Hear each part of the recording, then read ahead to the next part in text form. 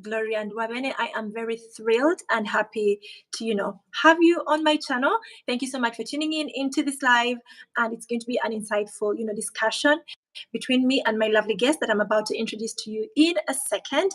We're going to be talking about how to win the Erasmus Mundus Scholarship, which is sponsored by the European Union, of course, for you to study in Europe. Now, this scholarship is very interesting, and Benjamin is going to take us through that bit. But before we get there, I would like to know, Benjamin, how are you doing? Thanks so much, Hilda. I'm doing well, thanks. And viewers, I'm very privileged to be here with you. I hope it will be a win-win for both of us. Thank you. Yes. Thank you so much for accepting our invitation. Would you like to introduce yourself? Would you like to tell us about who you are? A little bit of a background. Benjamin is Ugandan, like myself, and I'm very proud of what he has achieved. He has been able to mentor in one of our sessions, which was the webinar to prepare for scholarships on the 1st of May, and I'm very happy to have him back on here. So Benjamin, go ahead and introduce yourself again for the people that don't know you. Once again, thank you so much, Hilda, for inviting me for this live streaming. I am so privileged, and I should say thank you for always inviting me. I am Benjamin Peter Ogwang, as you've said. I am from Uganda, and I'm a Ugandan. Sometimes I can be from Uganda. I'm not a Ugandan, but I'm a Ugandan from Uganda, yeah. And about my background is I hold a bachelor's degree in Bachelor of Science with Education, Economics. That's like mathematics and economics, but I did more of mathematics. Then I also hold a Master of Science in Mathematical Sciences from AIMS Rwanda, and I'm currently doing my uh, Erasmus Mundus Joint Masters Program that is in interdisciplinary mathematics. That I'm spending in University of L'Aquila, and here in Germany, I'm studying in University of Hamburg and University of Hamburg of Technology. And I think a bit about the Erasmus program. I think Hilda talked about it in some of our previous videos, that it allows you to pursue your masters in at least 2 countries. So it's really, I'm not so sure if it's exactly unique, but I'm sure that there are not so many opportunities that make you to study a master's degree program in more than 2 countries or more than 1 country. Thank you so much. Okay, thank you so much. That is a very brilliant, explanation and, detailed background about yourself. Did you do your, early education from, let's say, early childhood until bachelor's degree? Did you do that in Uganda? Yes, I did from Uganda. Okay. Yeah. Okay, fantastic. That's a brilliant, introduction and all of that. I would like to know how you heard about this prestigious scholarship, the Erasmus Mundus Scholarship. I discovered the Erasmus Mundus Scholarship, especially through online search, and it so happened that I had some of my friends also were doing the program. So, despite the fact that I got to know about it through the online searches, the information from my friends also really helped a lot. Yeah. Okay, that's interesting. So a friend of yours knew about it, then they told you about it, or you saw that they applied and they qualified, and then you asked about this particular, the same opportunity. At the first time, I should say, it was through online search, where I was like Googling and checking through postgraduate programs, and I came to know about it. And then it so happened that some of my friends were also doing the same program. So thereafter, I got to know a bit more about the program but I'd gotten through it by the fact that I did online search through it. Okay, and you applied organically? Nobody helped you? You didn't go through a consultancy or anything? No, I didn't go through a consultancy. So when I knew about the program, it so happened that I think I let other friends of mine to know, and we were trying to kind of push each other, like asking like how far and stuff like that. So I didn't really go through a consultancy to help me through in the application process. I did through with the motivation with some of my other friends that they are also in the program. So it was kind of work, I should say. Okay. Yeah. All right. Just a second. I'm going to ask you about how the process was. But before I do that, I would like to know about the benefits of this prestigious scholarship. Before you answer that question, I'd like to speak to our viewers. Thank you so much for tuning in. Make sure you share this video with a friend. If you haven't subscribed yet, go ahead and subscribe to my channel. And then afterwards, you go and subscribe to Benjamin's channel as well. And then leave us a comment. Let us know what you would like to know about this particular scholarship, or if you have any questions, let us know. Okay, I know some of you will join in later, some of you have joined and left, and then I just want to make sure that it is quite clear that you can share on your WhatsApp status, share on your Facebook, on your Instagram, on your LinkedIn, so that it can benefit as many people as possible. Thank you so much.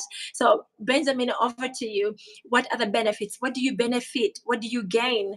What does this scholarship cater for?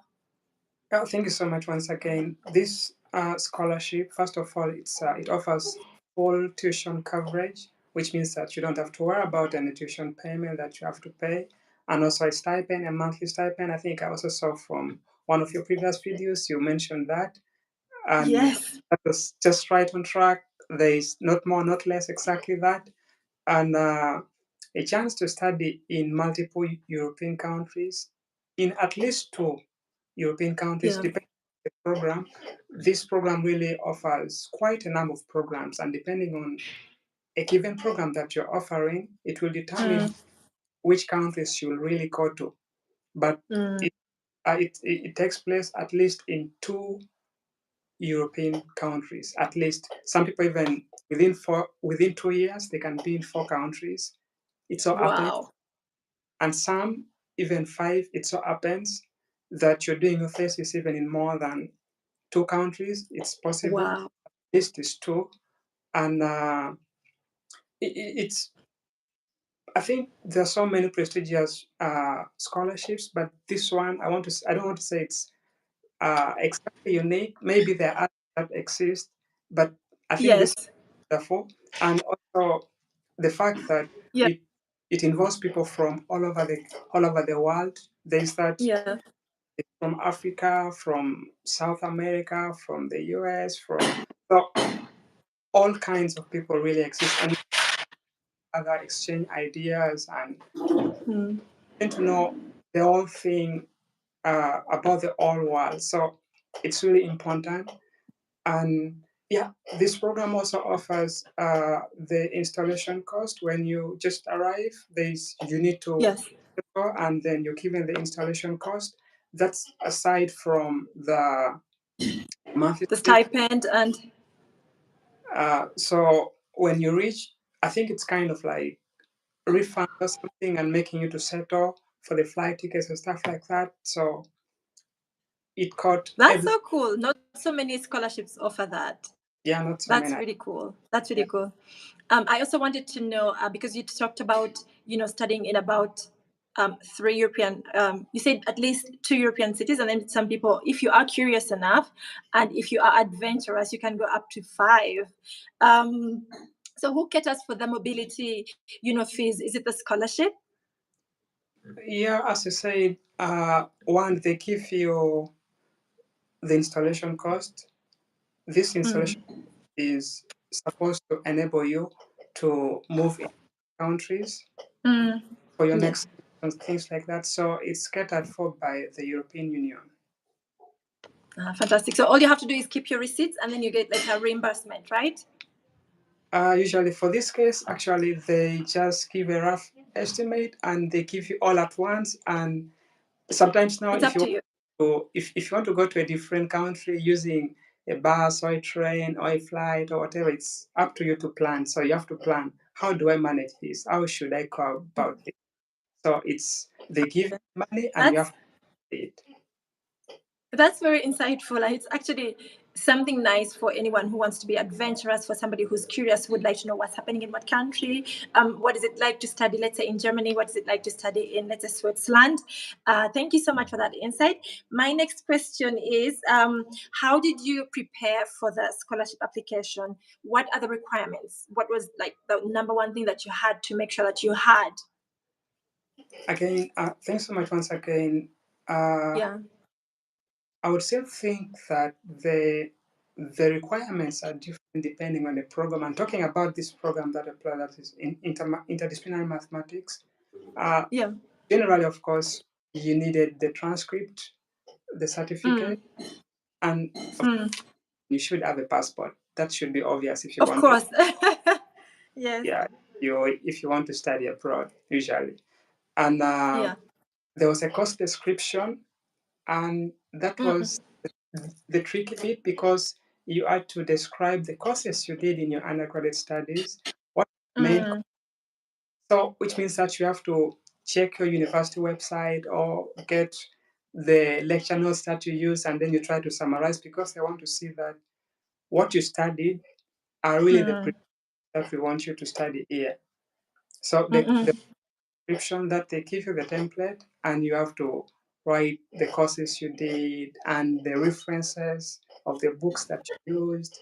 I don't want to think it's the same throughout, but this is something that can also happen, I guess, in some other application. Yes. However, it's not uh, I don't very common everywhere else, but that was it for us. And of course, the letter of motivation that is very important. Yeah, That that's everywhere. that's everywhere, and Yeah. that was important. And also, much as we didn't have the English proficiency, but they needed us to show was your education in English or French or something. So, and Yeah. there was a mark awarded to that. If Okay. you did your program in English, there was, I think, 10%. I think 10% or something. So that was also very important. And I think basically those requirements that we had to, yeah. Okay. Are the courses in English, like all the universities, for example, the University of dell'Aquila in Italia, and then the other one, the one of Hamburg, are they all in English? Are all your courses in English? I like the way you said Italia. You are speaking like an Italian, the accent. Once Italian, always Italian. Yeah, this is an international program, so all the courses are done in English. However, it's a requirement that when you're to study it's also an avenue. I think about the benefits. I forgot to tell you that if you're to study in Italy, then you are required to study Italian language as a language course, just like the way we did English or French or this was a requirement. It's a requirement that you have to pass actually. So we Yeah. did like for A1. If you study for 2 semesters Yeah. in for example, it means that by the end you should be in level A2. A2. Okay. So the courses generally it's in English. However, the country you're in, you have to learn their language. I think it's also Okay. very important because you tend to know the basics, and when you go to the supermarket, sometimes like there's some basic things that you should know in at least in the native like in the Exactly. I think it's something very helpful also for the student themselves, because then you get to learn another language, which is a bonus, yeah, and it also helps you navigate life in that country as an international student. It can be really tough if you don't speak the language or if you don't even speak the basics, as we all know that in Europe, every country speaks a different language. So if you get to at least learn a bit of German and learn a bit of Italian, a bit of Spanish, it's to your advantage in any case if you want to ever work in those countries, or if you ever want to tap into international opportunities that require these languages. Yeah, thank you so much. That has been nice. Like, I didn't know that you were required to learn Italian. When I did my master's at the University of Milan, we were not required, but the provision was there. We were allowed to do, I think, 2 semesters of Italian and also get A2, like you said, but it was dependent on the schedule. Sometimes the courses would be clashing with what you're actually supposed to study with your master's program. So it wasn't like really easy. And that is why I had to learn Italian on the street. I didn't really have to go to class or anything. Eventually I went, but yeah, that's how I learned. The other thing is that, how did you prepare for the scholarship application? Um, we've done that, I think. Just a second. What are the requirements? I think you've mentioned those. What are the benefits? You've mentioned that. How was the application process? How long was it? What was the application time? Between what time? What is the application window? Is it between November to January, or is it between, a different kind of like a period? Because I know that the results are usually out, like in February, between February and April. That's when people start to hear from the European Union. So let me know what is, or let us know, and the viewers, let us know when was the time that you started to get ready and to apply. If I remember well, I think usually for this program, like most programs for Erasmus, I think the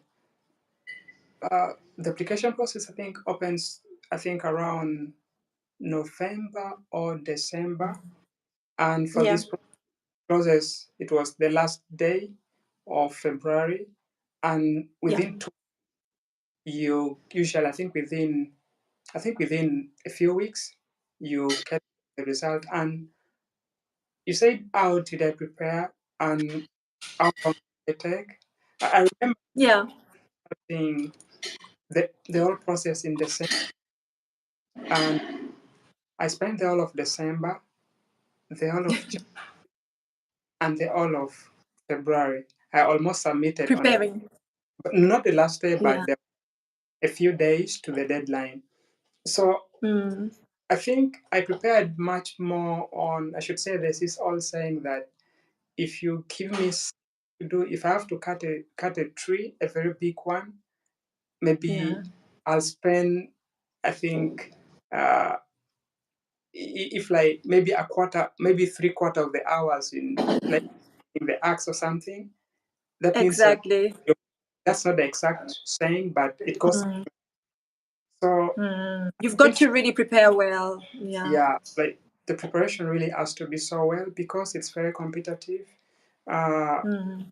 because if you to bear in mind that you're competing with the entire world, it even requires, Mm. when you're preparing for this, when you're preparing your documents, Yeah. prepare if it's the only thing they consider. If you're writing Mm. CV, I also forgot the CV was also necessary as one of the requirements. That's The also very, requirements. Okay, that is noted. so. When you're preparing the CV, prepare it as Mm. if it's the only thing they need. Yeah. You get done I it, like that. you be like, now you go to the letter of motivation. Prepare it as if the entire selection process will be based on that. So you Mm. have to make sure that you try as much as possible to put in your best. And consulting with every single requirement, that when you're Mm. doing this, be as if it's going to be, the decision will be entirely based on that Mm. with every requirement. So, it's also good not to be just focused on yourself or Yeah. selfish, I should say, doing that high school thing. I think there are those ones who, like, when they're going for morning prep, you have to make Mm. sure one is asleep, and then you have that, You just slip out. You tiptoe. oh, like, so that no one Yeah. hears. But I mean, Yes. I think it's not really something like that. I think it's so cool if you get into an international environment and then there are people, there are people from your country. It's it feels home, and Yes. also teamwork. So I think about the preparation also, uh, because we're a group of people and then we share the links among us, and each and every time you're asking yourself, how far are you done with the letter of motivation? How about the CV? How about this? And then you'll be like, this guy is done. This guy is done. He's asking I'm me. not done. I'm not. Yeah. I need to style up next time. Eh, Just something like that. Yeah, And it's more like accountability partners. If you have people that you're doing something with and you're pursuing the same goal. I get yeah, you. yeah, exactly, Yes. exactly. And Okay. and for the letter of motivation, I think Mm. uh, there are different programs and they're really specific. For example, Mm. if one to apply into, maybe for law, let me say law, Yeah. you're I think LLB or something, and this program or this scholarship is basically on human rights, for example. Mm. And if you love law, when you're writing the letter of motivation, you have to tell it to fit that Yeah. exactly, Okay. because it can be like, oh, physics, if you're applying for physics, and then this one is specifically for nanophysics. Mm. And then for you in your letter of motivation, you tell us how you love physics in general. The emphasis is Mm. the Yeah. nano part of it. And Mm. yeah, that's very important. And Yes. I think there is a common thing that people want to use ChatGPT or something. But Mm. I think everyone at this point can't really check and tell whether this was made by AI or not. Or not. Yes. Thank you for mentioning that, because people are always like, oh, chat GPT, artificial intelligence can help me write my motivation letter. And then they forget that it has what actually helps them win is having that personal touch, which is Yeah, what actually makes them unique. They don't know that this AI is actually a bunch of information created by some IT team and they're put together. Do you get what I mean? So yes. that has already been published because people have published that already. And what universities or admission boards are always looking for is something unique that they have never seen that speaks to you as a candidate. So I do appreciate you for saying that. I was checking, I think, some post some time back that they got some guy who had used, I think, the whole thing is ChatGPT. There was Yeah. nothing, and the university had banned him from applying for the next over 20 years or 25 years Oh or what. no, that's very bad. So, That's really sad. Yeah. but And the thing is that they don't know, probably the candidates do not know that, having worked in admissions myself, probably candidates do not know that there is something called an anti-plagiarism system where your motivation letter is passed or where it is put through. And once they see that your work has already been submitted or published before, or it has already been copied and pasted by 1,000 other candidates, and it's usually 25%, it is completely immediately disqualified. So what do you have to say about that? What do you think made you unique? What do you think made your motivation letter unique, that you think you were able to win this scholarship? I think about what you said about plagiarism. Before I get into this, Mm-mm.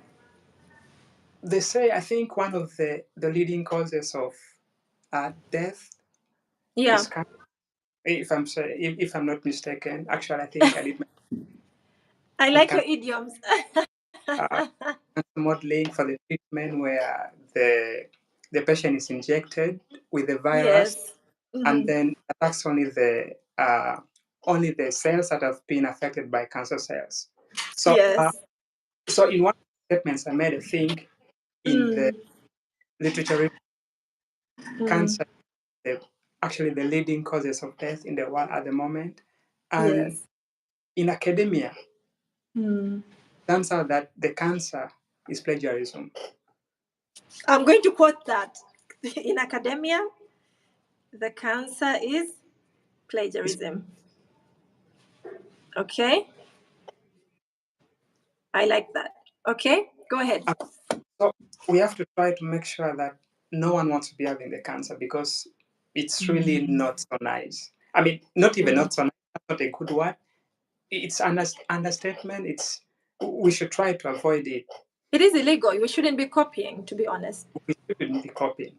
Yeah. And I think before I said that if we have, for example, I can tell when I'm communicating with a friend, even just the way the English is arranged, or that you can easily tell. It's so easy. Sometimes you don't even need a check, like Yeah. some plagiarism check or something. But Mm. I think what we all have experiences, and sometimes you have to use those grammar checks, something that corrects the grammar and stuff like that. I don't think Mm. it's bad for you to use those ones to correct the grammar and stuff like that. But Yeah. make it personal. Mm. For example, you say the personal touch. That's Mm. that's it. That you say that maybe you're talking about physics, and then Mm. what's that incident? What's that motivation? Yeah. What motivates you in that particular area that you're applying for? Mm. So, and one thing that one from the course description, or from a particular program you're applying, they usually give the interest, the area of interest. So you check, you make sure that you write exactly what is there. You Yeah. show interest in there. Mm.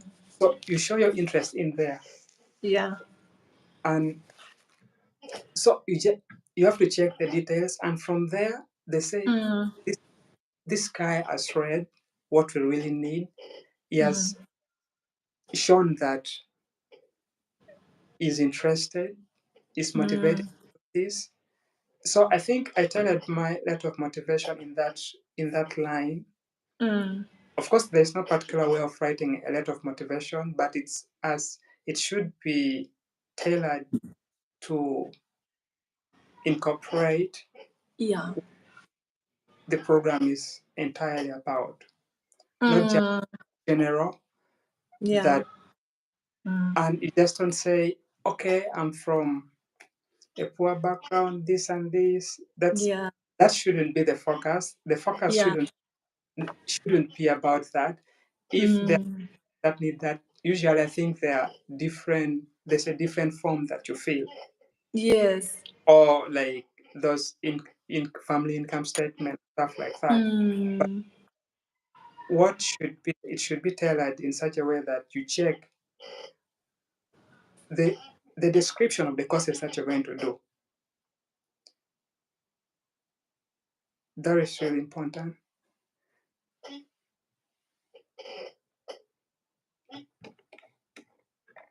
Okay, I'm back. I'm back. I'm back, guys. Yeah, it had kind of I think. I was trying to take a screenshot, but then I turned it off. It's okay.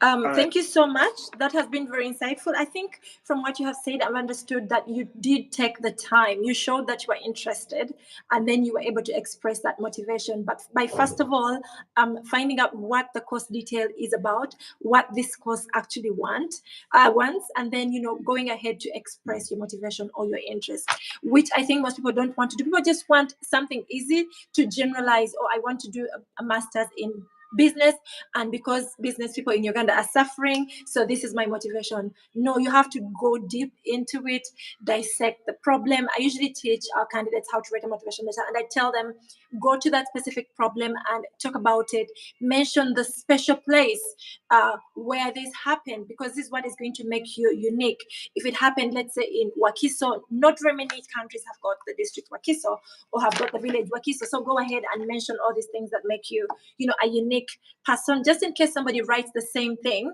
that you have written or the same motivation, you have got this thing to cover you up as unique. So yes, from what I understood, is to be unique and to do the work and to actually show that you're actually interested. I also remember that in the webinar you mentioned being motivated and being interested, and that brings me back to some people, when people start the applications and then kind of like they stop being interested, or their interest goes a bit down, or it reduces. How did you keep motivated? Because I mean, those 3 months that you mentioned, December, January, and February, when you were applying, I don't think they're very easy months. What kept you motivated? One, I think I was passionate of the program that was being available, and then Mm. one of the when you do complete a program, you start asking yourself, what next? What next after this program? Yeah. So that motivated me because I saw it. It was something that I'm interested in, because Mm. this program is the one I'm in right now. It focuses on modeling and simulation of infectious disease, and Mm. I picked interest when I was doing undergraduate studies in Yeah. some uh, course unit that we did. I think in my second year, and that's what I mentioned in the letter of motivation, and Mm.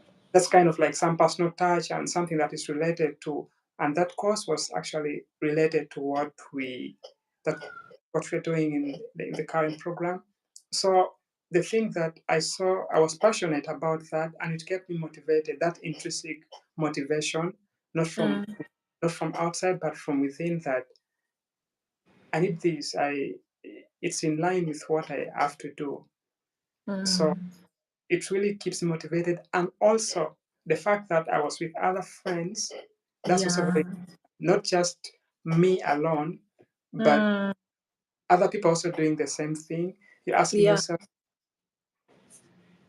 you kind of get motivated, not Yeah. kind of you get motivated to Yes.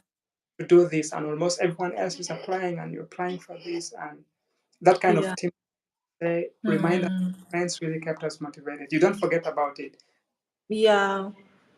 Okay, even though the results might delay and sometimes you might have to wait a little bit. Hi everybody, thank you so much for tuning in. We are talking about how to win an Erasmus Mundus Scholarship this year that is about to open in November 2024. Are you ready? Do you have all the requirements ready? Benjamin and I are talking about the requirements, the benefits of this scholarship, how he got to win, what kept him motivated, and so many other insights. If you have any questions, make sure you type them down there in the comments, and then we will be happy to answer them. Make sure you subscribe, you like this video, and just be sure that you stay in touch. If you are subscribed, next time we have a live or something similar, you will be able to get a notification. Okay. All right, we're going to go to our next. I like that it is easily flowing, and also I like that I've hosted you before, so the connection is there. I can feel it, and I know how you answer. Probably you have an idea of how I ask questions. It is the same way, and I'm liking how this is going.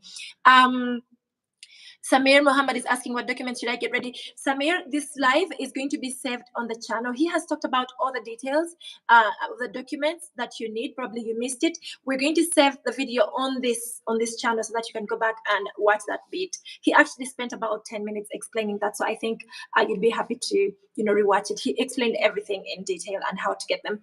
Now, I know that you studied in Italy, sorry, and then you also studied in Germany. I want you to compare the two experiences. How was it for you studying in Italy and in Germany? What do you think is different? What did you notice that was different in the two countries? Yeah, thank you so much. It's really, they are really two great countries Yeah. and wonderful experiences. Yeah.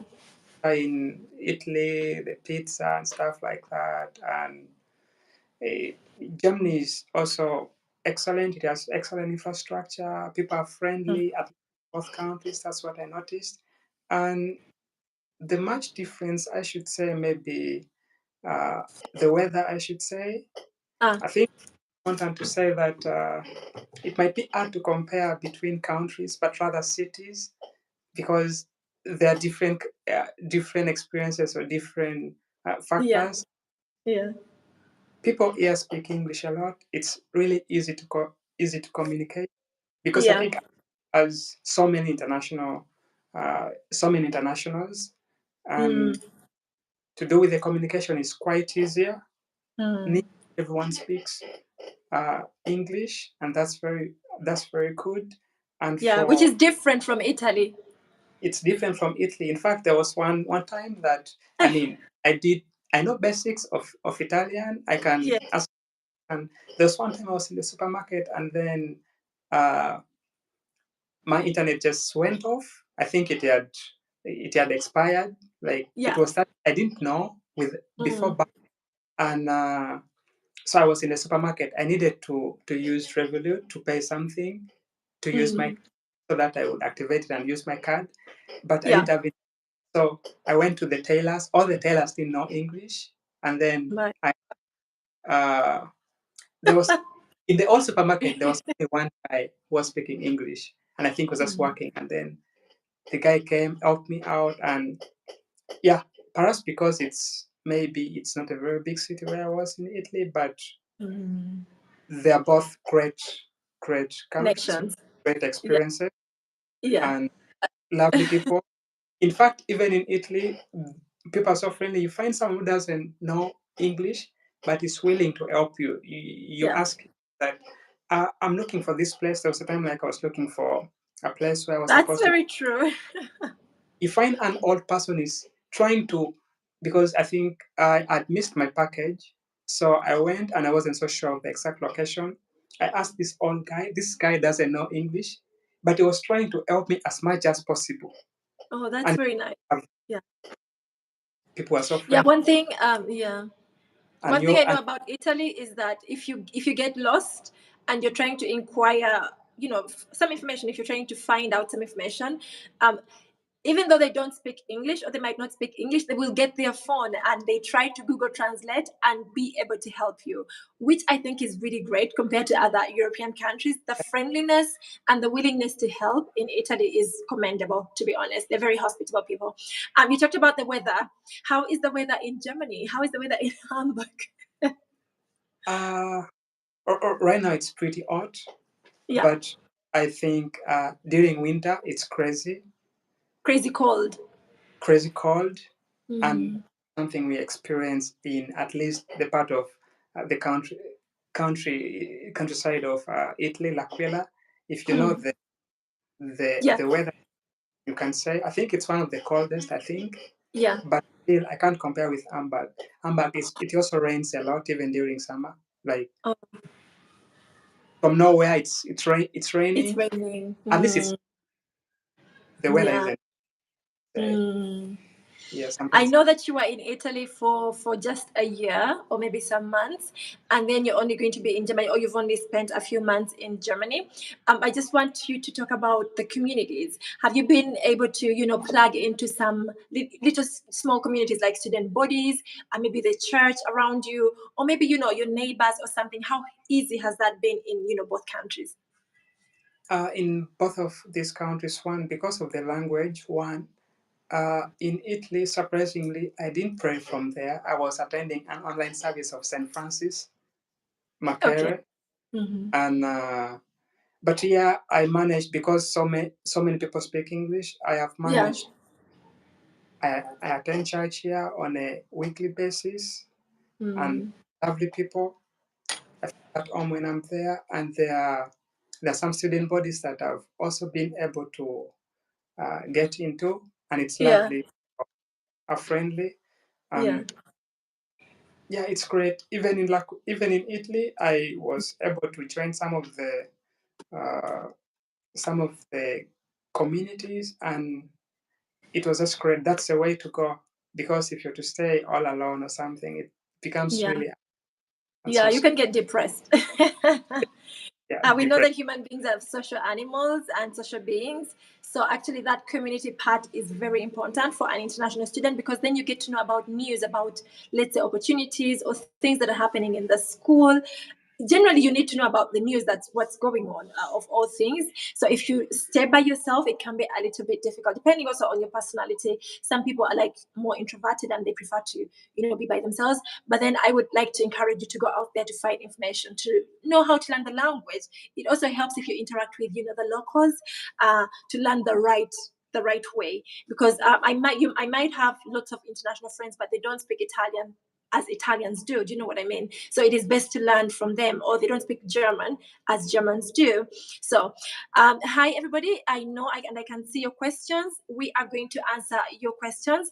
I'd like you to do one thing: subscribe, like this video, and share it with your friends on your WhatsApp status, Facebook, WhatsApp groups, for people to come in and gain this information, because it's very insightful. LinkedIn, Instagram, and all those other platforms that you are on. Okay, that would be very helpful.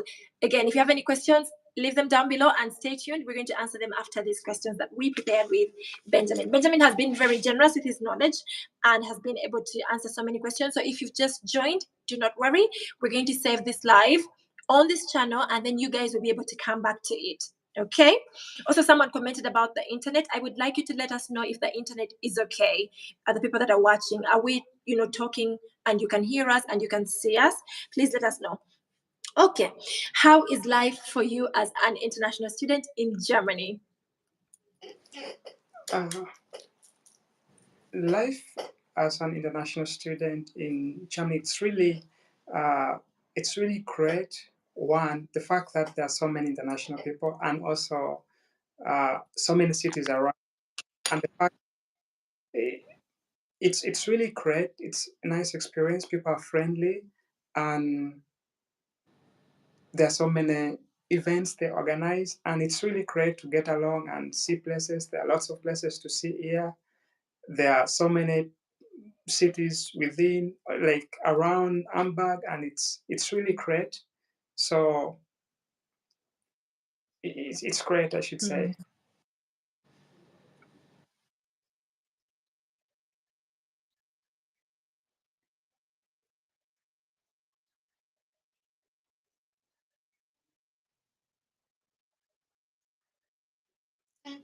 I I didn't catch that well. I'm sorry.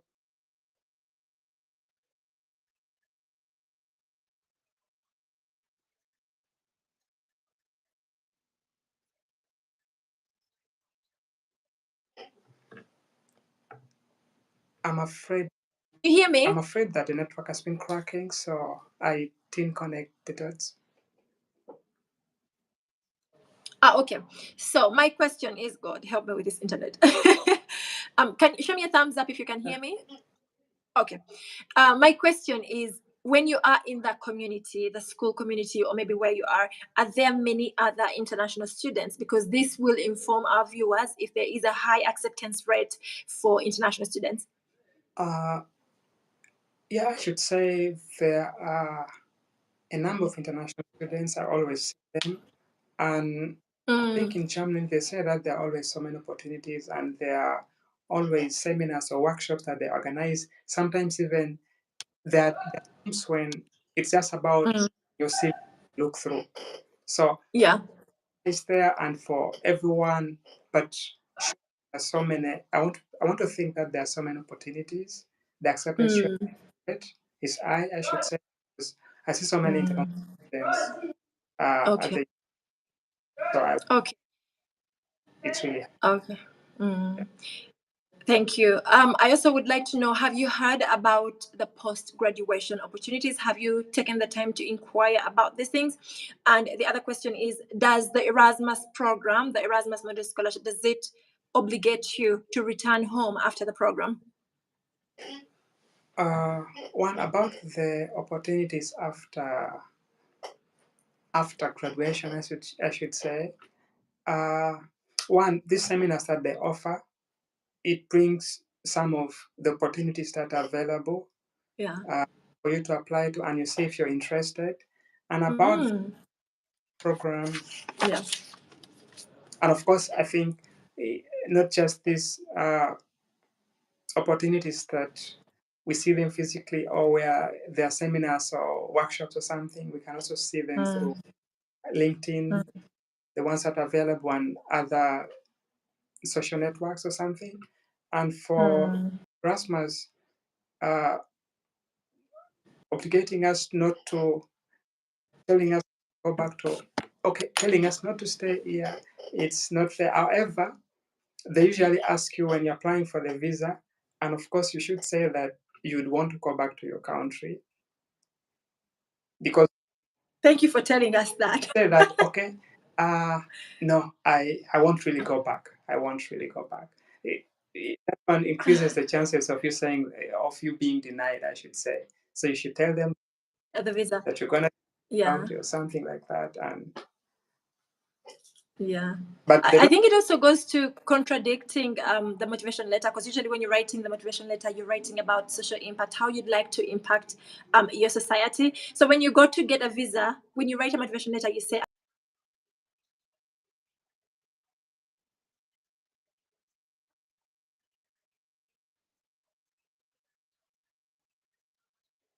there. So yeah, there's a contradiction. So that Yeah. you don't go through. You don't want to contradict yourself. You say this, and then at the end you say something else. And also Yeah. for the letter of Just saying. motivation, one thing, some people write only one, and then they keep on using the same letter of motivation to all the programs The that are, application. and that's not correct. That's not nice. Okay. So when you're applying to this scholarship, are you allowed to apply to more than one program?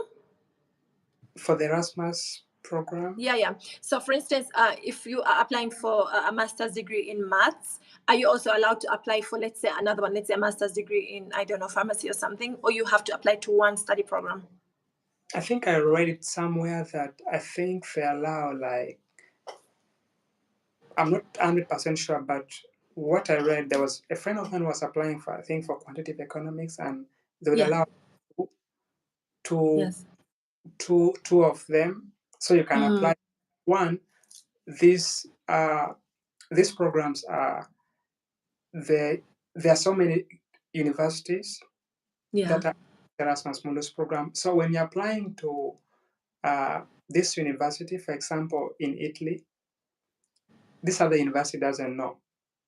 So Ah, what okay, when I you get it. when you're admitted, Yeah. you're program, because when you're applying, you're actually applying for the scholarship as well. So when they admit Ah. this, but at the end, when they admit you in this particular program, they will Mm, let the embassy know of your country that this person has been mm, admitted. yeah. And so you can't really, even if you apply to many, I think You can't study in all, you know. you can study You in can only all study. Yeah. because Wow. yeah. Yeah. Okay, I understand. That is very clear. Somebody asked, did you pay any fees, application fees for this scholarship to apply? Uh, if I would say I paid 0 shillings, 0 euros. No fees. There Yeah. are no fees at all. So it's free of Mm, charge. okay. Okay. The other question is that I'm ready as long as there. Thanks for sharing. Okay, fantastic. I would like to know how the application for the university of choice and the scholarship are they done at the same time? I think he just answered that. He said that you apply for the study program and the scholarship at the same time. The other question is, hello, you mentioned the application window is from November. Is it okay for me to apply if I am to graduate in January 2025? I think Benjamin is going to answer that. Okay. I I think it depends also on the requirements that they need. I'm Mm, aware of those ones who got their final degree when they uh, when they're actually applying for the visa. mm, So I think that's fine because I know mm, one that applied before graduation. As long as mm, they need the transcript, the certificate sometimes, mm. or some letter from the university That plus shows that you're graduating. Yeah. yeah, that you're graduating. But again, this differs. It depends on the particular program and what Yeah. they say. So if they say this is what they need, but it's Mm. possible to apply when you've not yet graduated. When you're graduating. Okay, fantastic. That is very insightful. I didn't know that. I thought you must have graduated. What do you miss about home? Do you miss home, or you have given up? Like you're like, yeah, guys, I'm now European. Goodbye. I I think if I said no, I should just punch my head that there's something which I don't think. Uh, yeah, I do miss home. That's a fact. I miss my family. I miss my friends. I miss my community, the food, the weather. I really miss them. But Yeah. however, I've also made new friends, and through thanks to technology, that I'm in touch with them. Yeah, you're able to chat on WhatsApp and all these Yeah, other apps that are available. That is good. You also mentioned that you pray online. That is one thing that I struggled with when I was in when in Italy in general, because the churches in Italy, the Catholic Church, which is the predominant church, has got like a community that I cannot relate with because most of the people in the churches are old people, and for me, my social needs need to be met when I go to a community like a church. And I felt like I wasn't really able to make friends there in the churches. And also, I still pray online with my Ugandan church. So when you mentioned that you still pray from St. Francis online, I totally related. Like, it's not like a church should be a place where I go and meet people and then have fun and not just to pray and then go home. You know what I mean? This is what I got in Italy. I don't know about the churches in Germany. How is that like? Have you tried to get in there? actually, when I reached in Germany, I searched online the nearest church, the Anglican church, because I'm an Anglican. I Mm, checked, and it wasn't really far. It was just, I think, 10 minutes away from me, or 10 or 15 minutes using a train. mm, And that environment, I haven't seen it anywhere. mm, The it feels more like you feel on. There's no church that I felt like that, because people want to know you. Even the priest, like Yeah. my name right now. The first day she was there welcoming people and asked for my name. So when I'm going for Holy Communion, mentions my name and says Benjamin. Oh, that's really good. That's so good. So it's really a very friendly environment where you feel like yeah, That's it's very nice. you I interact. only discovered a church where I feel at home recently in Milan. I tried going to different churches. I went to the Methodist church, I went to the Catholic church, I went to like a Pentecostal church, but still I didn't find what I was missing. I just found it recently with Hillsong Milan. So thank you for sharing that. People that are going to Hamburg, to Germany, have you had? Try the churches near you. One more time. One more thing. I think there was a joke that we used to make that there was like overnight at St. Francis, and then when you finish, there would be tea. So there's this joke. It's real that uh, this guy in the morning at Yeah. 5, they tell him, now you call those people that they have started serving tea. Let them to Mumba or something. Yeah. Yeah, after the service, they'd be like, in case you have time, there's cake and coffee. If you have time, you can call and have it. So much Yeah. as usually I don't have time because I'm a student, so I rush. But it's really, really great if you're in Hamburg. The church is nice and Okay. English. That's very nice. Thank you. Thank you for sharing. One last question before we, take up a lot of your time. Did you face any challenges, during the application? I I didn't really face a lot of challenges. However, uh, balancing that you're doing other things and then you're applying, it kind of hard because you know that you have certain things to take care of and then you're applying. So how to balance so that you don't forgo one. They're all important. You're in this program, you have to complete. You can't say Yeah. that I should concentrate on this and leave the other one. And also, specifically, another challenge was the course description, which I don't know if it's common in other programs where No, it's not common. it's not It's common. common only in the University of Bolzano, but you don't actually give the course description. Usually, you give it's like a course outline, and then you equate the credit units. Okay, that was a bit of challenge because you start have to what did you study, the textbooks and stuff like that. So that was the funny bit of it. But balancing the two, what you're currently the application process, it was a challenge, but because again of teamwork,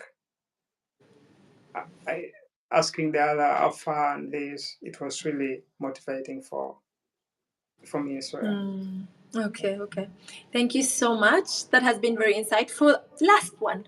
Last question, I promise. I know I said last, but before last, now this is last.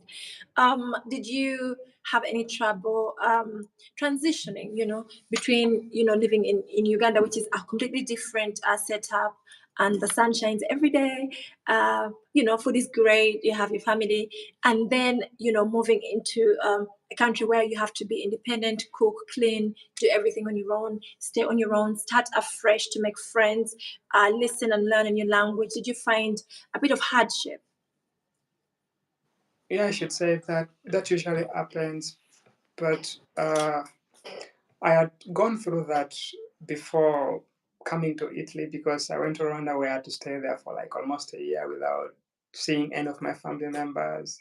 And somehow the environment was really like a family where people were so friendly and the Yeah. same. And the fact that you're keeping in touch with family members, and then luckily there were also some other Ugandans who were in Italy. So it was